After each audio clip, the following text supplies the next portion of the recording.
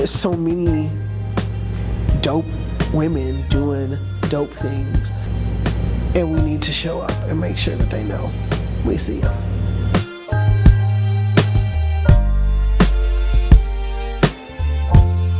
My name is Elisheba Israel Mrozik, and I am a multidisciplinary artist and culture bearer of North Nashville, originally from Memphis, Tennessee.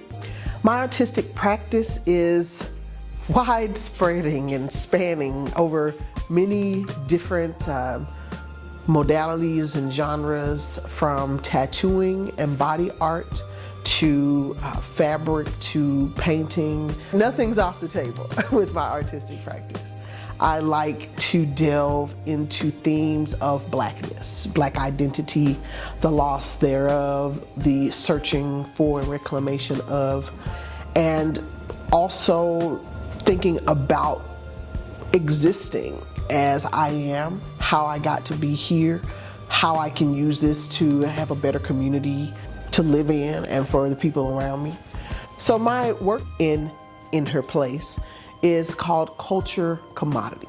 And it's a work that explores the journey of the Black woman as the bearer of culture, as the passing down of culture. The Black woman, she nurtures, and she is responsible for making sure you know the history and making sure you understand where you come from. And yet she herself is still searching for an identity that she can fully claim as her own. That's my own journey. That's the journey of my mom's. That's the journeys of hundreds of Black women that I've sat with and talked to as I've tattooed them, all really trying to figure out the why.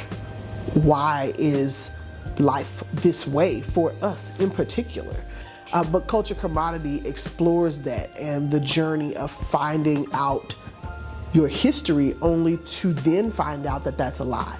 And that's starting with Ankara wax print fabrics. In Africa, they call it African fabric, but it's actually Dutch. It was brought to Africas by the Dutch who went to Indonesia and, stole their Indonesian batik techniques, brought the techniques back to Africa to sell, and Africa needing clothing after, being rendered broke through colonization, always took in, these things that countries brought to them. And it became a part of African culture. And we as Black Americans, so displaced already from knowing anything about where we come from, when we were presented with this African fabric, we believed it as something of our own. And so we bought it and we wear it proudly, and thinking that this comes from some place that we have not found yet within us, but lives within us. When I found out that that was not the case years ago, I immediately went on a search to find out, what is from the people that I come from?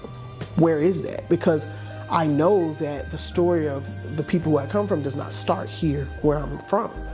And so that path follows the fabrics back to ashoke and actual handmade batiks by indigenous African people and African tribes. Culture Commodity explores from the hands of Black women these fabrics representing their pathways to trying to figure out the truth.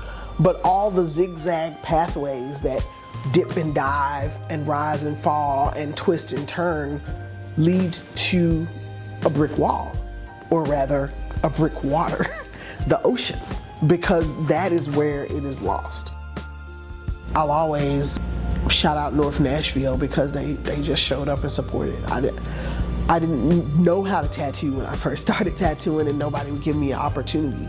And so when I opened up my tattoo shop on Jefferson Street, everybody came, even though I wasn't good yet, and they let me get better, And so when I started doing community-based stuff, and we started the Jefferson Street Art Crawl and the North Nashville Arts Coalition to give back to the community that supported us, and just support all the amazing artists that are around here. Like in the show is some of my favorite people and artists, and we really need to make sure we show up and take a look at what people are doing and what they are saying, especially from the mouths of these artists who have been working hard to build a platform for their work and their vision.